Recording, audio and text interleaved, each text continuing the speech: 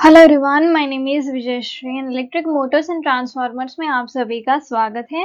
तो आज के ट्यूटोरियल में हम पढ़ेंगे आइडियल ट्रांसफार्मर ऑन लोड। अब तक जो है हमने पढ़ा था ट्रांसफार्मर के कंडीशन के बारे में जो कि थी नो लोड पे।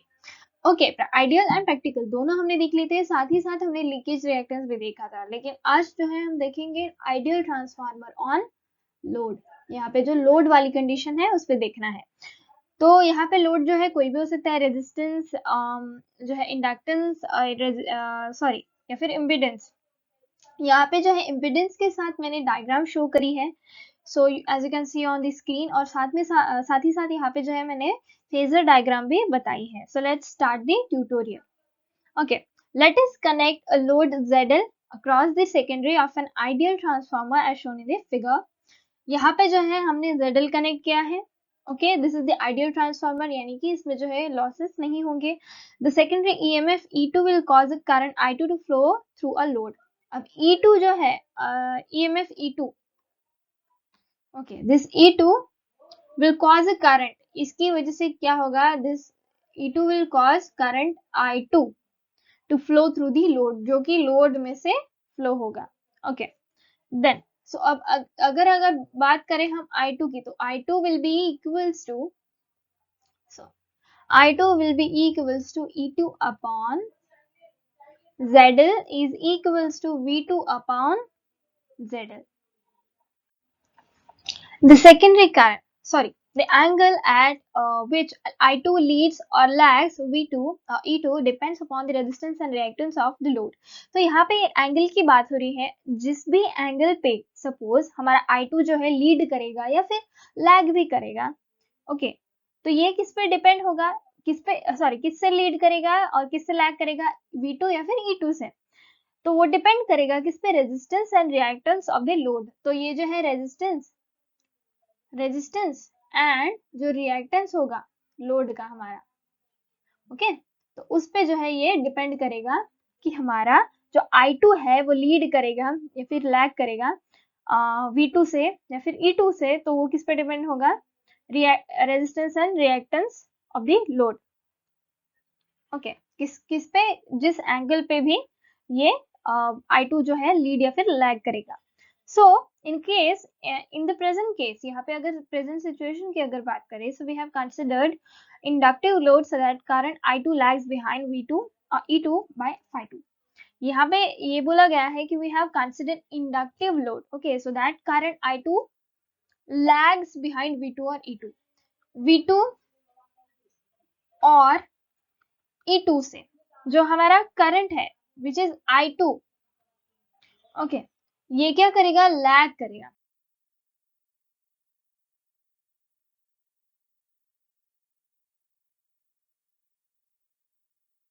सो I have corrected this line. Okay, यहाँ पे मैंने लिखा है I2 लैग्स बिहाइंड V2 और E2 बाय phi 2 से जो है ये लैग करेगा। ओके, यानी कि हमारा करंट जो है वो लैग करेगा बिहाइंड V2 और E2 by phi 2। So we have consider the inductive load, क्योंकि इंडक्टिव लोड कंसिडर किया है, सो दैट हमारा जो I2 है वो लैग करेगा हमारे E2 से या फिर V2 से by an the flux, sorry, by an angle phi 2। Now the secondary current I2 sets up an MMF N2I2 which produces a flux in the opposite direction to the flux phi originally set up in the primary by the magnetizing current। तो यहाँ पे बोला गया है कि I2 क्या करता है, MMF को सेट करता है। ओके, I2 क्या करता है, बेसिकली सेट्स, ओके, तो MMF which is N2 into I2, okay, which produces a flux in the opposite direction to the flux phi, जो कि ओरिजिनली सेटअप होता है प्राइमरी वाइंडिंग में, किसकी वजह से, इस I1 की, यानी कि मैग्नेटाइजिंग करंट की वजह से। तो यहाँ पे क्या बोला गया है कि ये जो I2 है हमारा, दिस I2 MMF को सेट करता है, जो क्या करता है, which produces a flux in the opposite direction। फिर ये क्या करता है, फ्लक्स को प्रोड्यूस करता है, फ्लक्स प्रोड्यूस करता है इन opposite direction,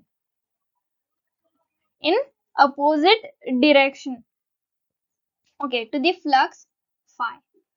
okay, which is originally set up in the primary winding by the magnetising current. किसकी वजह से? मैग्नेटाइजिंग करंट की वजह से, जो कि प्राइमरी वाइंडिंग में हमारा सेट होता है। So this will change the flux in the core from original value. इसकी वजह से जो कोर में जो फ्लक्सेस है ना, वो क्या हो जाएंगे? चेंज हो जाएंगे उसके ओरिजिनल वैल्यू से, जो वो चेंज हो जाएंगे। सो however the flux in the core should not change from the original value। लेकिन ये तो एक बात हो गई कि जो हमारा फ्लक्स है, ओके, ये कोर में से जो है इसकी ओरिजिनल वैल्यू चेंज नहीं होनी चाहिए। So in order to fulfil this condition, तो ये कंडीशन फुलफिल करने के लिए primary must develop an MMF which exactly counterbalances the secondary MMF into I2। तो इस कंडीशन को फुलफिल करने के लिए, यानी कि हमारे जो ओरिजिनल सेटअप है, जो सेटअप हुए फ्लक्स है, वो चेंज नहीं होने चाहिए कोर में। तो उस कंडीशन को फुलफिल करने के लिए प्राइमरी ने क्या करना चाहिए? बहुत ये जरूरी हो जाता है कि हमारी प्राइमरी जो वाइंडिंग है, इस प्राइमरी वाइंडिंग ने एक एमएमएफ जो है सेट करना चाहिए। ओके, एक एमएमएफ को डेवलप करना चाहिए, जो कि क्या करेगा? काउंटर बैलेंस करने का काम करेगा हमारा जो सेकेंडरी का एमएमएफ है उससे। So hence primary current I1 must flow such that, तो I1 जो है इस तरीके से फ्लो होना चाहिए, I1 इस तरीके से फ्लो होना चाहिए कि ये कंडीशन फुलफिल हो, that is N1 into I1 is equals to N2 into I2, so that ये जो है कंडीशन फुलफिल हो, इसके लिए हमारा I2 इस तरीके से फ्लो होना चाहिए। ओके, सो या फिर ये तो फॉर्मूला हो गया, या फिर I1 is equals to N2 by N1 into I2 is equals to K I2। ये हो गया दूसरा फॉर्मूला।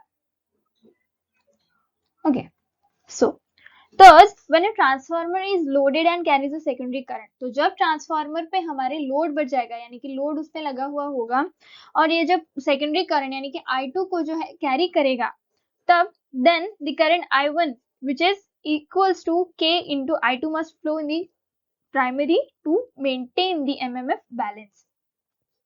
तो जो हमारा I2 जो है फ्लो होगा, okay, carries the secondary current I2 जब लोड लगा हुआ होगा तब, और जो करंट है हमारा I1 वो प्राइमरी वाइंडिंग से फ्लो होने लगेगा to maintain the MMF, okay, balance. In other words अगर बात करें तो primary must draw enough current to neutralise demagnetising effect of secondary current so that mutual flux remains constant. तो अगर दूसरे शब्दों में अगर बात करें तो प्राइमरी जो हमारा करंट है, ओके, वो इनफ होना चाहिए, इतना होना चाहिए I1 कि वो जो है न्यूट्रलाइज करे जो डिमैग्नेटाइजिंग इफेक्ट है of the secondary current. I2 का जो डिमैग्नेटाइजिंग इफेक्ट है उसको न्यूट्रलाइज करने के लिए हमारा I1 जो है इस तरीके से फ्लो होना आवश्यक है, सो दैट हमारे जो मेन फ्लक्स है, म्यूचुअल फ्लक्स है, वो कांस्टेंट रहे। फ्लक्सेस को जो है कांस्टेंट रखना आवश्यक है। So thus as the secondary current increases, the primary current I1 increases in unison and keeps the mutual flux phi constant।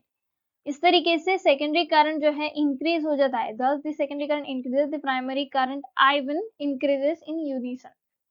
Okay, जो जैसे सेकेंडरी करंट बढ़ जाता है प्राइमरी करंट भी बढ़ जाता है, और उस तरीके से फ्लक्स जो है हमारे वो कांस्टेंट रहते हैं। Okay, so the power input therefore automatically increase with the output, क्योंकि करंट जो है बढ़ रहा है तो ऑब्वियसली आउटपुट जो है हमें ज्यादा ही मिलेगा। सो फॉर एग्जांपल, अगर यहाँ पे एग्जांपल की बात करें, अगर के हमारा मान लो 2 है और I2 अगर 2 है, तो जो प्राइमरी करंट जो होगा वो क्या होगा? I1 is equals to K into I2। यहाँ पे मैंने कहीं फॉर्मूला लिखा है, इफ आई रिमेम्बर, हाँ यहाँ पे ये जो है ये यहाँ पे फॉर्मूला दिखा है, तो अगर उस हिसाब से करें, so 1 into I2, okay, and then sorry, यहाँ पे क्या बताया गया है कि के हमने क्या अज्यूम किया 2 एंड I2 क्या अज्यूम किया 2। सो I1 की वैल्यू क्या हो जाएगी फिर 4 एम्पियर, अगर हम मान ले एग्जांपल के तौर पर। Okay, and then if secondary current is increase to 4 ampere, अगर सेकेंडरी करंट की वैल्यू हम बढ़ा दें, ओके, तो क्या होगी? इस करंट की वैल्यू क्या होगी? I1 की वैल्यू क्या होगी? 8 एम्पियर हो जाएगी। तो इस तरीके से फिर हमारा जो है करंट जैसे जैसे बढ़ेगा आउटपुट भी हमें ज्यादा मिलेगा। Now we'll talk about the phasor diagram. So this diagram shows the phasor diagram of the ideal transformer on load. Okay, so note that drawing a phasor diagram, value of k has been assumed unity so that primary phases are equal to secondary phases. k की value जो है यहाँ पे unity बतानी है so that हमारे जो primary phasor जो होंगे वो बिल्कुल सेकेंडरी फेजर से जो है इक्वल होंगे. So the secondary current I2 lags behind V2. यहाँ पे बोला गया है सेकेंडरी करंट जो है हमारा I2 ये V2 से जो है लैग करेगा. Okay, I2 lags behind V2 और E2. ओके, V2 और E2 इससे जो है हमारा लैग करेगा. कौन सी वैल्यू यहाँ पे हो रही है? I2 की वैल्यू. तो इस ये जो I2 है हमारा ये इन दोनों से जो है लैग करेगा. ओके, बाय phi2 इस एंगल से जो है ये लैग करेगा. यहाँ पे आप क्लियरली देख सकते हैं. So it causes a primary current I1 is equals to K into I2. So which is equals to K1 into I2 is equals to I2 which is antiphase with it. तो ये जो है एक दूसरे के साथ एंटीफेज हो गया है और phi1 will be equals to phi1 is equals to phi2. So cos phi1 is equals to cos phi2. It's an obvious thing. Cos phi1 is equals to cos phi2. Okay, thus the power factor on the primary side is equal to the power factor on the secondary side. दोनों side के जो power factor है वो same हो जाएंगे क्योंकि जो angles की जो वैल्यू है वो यहाँ पे सेम हो चुकी है. So the power factor on the primary side is equals to power factor on the secondary side since there are no losses in an ideal transform. इसी रीजन से यहाँ पे जो है कोई भी लॉसेस हमें नहीं मिलेंगे. So input primary power is equal to the secondary output power which is यहाँ पे फॉर्मूला लिख लेती हूँ. V1 I1 cos phi 1 is equals to V2 I2 cos phi 2. Got it? तो ये हो गया. अब यहाँ पे जो है बात आती है कि हमारे phi 1 जो है phi 1 और phi 2 एक साथ क्या कह सकते हैं इक्वल कैसे हो गए. ओके, तो यहाँ पे मैंने बोला था कि इट कॉजेस अ प्राइमरी. यहाँ पे जो I2 लैग कर रहा है हमारा E2 I2 से. Okay, by an angle phi 2. अब यहाँ पे जो है ये जो फॉर्मूला है ये वाला formula. Okay, as you can see मैं यहाँ पे पॉइंट आउट कर रही हूँ. ये जो फॉर्मूला है I1 is equals to KI2. तो K यानी कि कांस्टेंट यहाँ पे 1 हो गया एंड देन इनटू I2. तो क्योंकि I1 will be equals to I2 तो ये जो है क्या कह सकते हैं एंटीफेज हो गए. एक दूसरे के साथ एंटीफेज हो गए यानी कि एक दूसरे के साथ फेज में नहीं है. ओके, और इसी रीजन से जो है phi1 will be equals to phi2. Okay, तो इस तरीके से यहाँ पे हमारा फेजर डायग्राम जो है मैंने एक्सप्लेन कर दिया. So this was all about the ideal transformer on load. इसके बाद जो है हमें देखना है प्रैक्टिकल ट्रांसफार्मर ऑन लोड. तो मिलते हैं हम नेक्स्ट ट्यूटोरियल में. तो आई होप आपको ये वीडियो पसंद आया होगा. अगर वीडियो पसंद आया तो प्लीज वीडियो को लाइक कर दीजिए, चैनल को सब्सक्राइब कर दीजिए और बेल नोटिफिकेशन को प्रेस करना ना भूलें ताकि इस तरीके की वीडियोस की रेगुलर नोटिफिकेशन आपको मिलती रहे.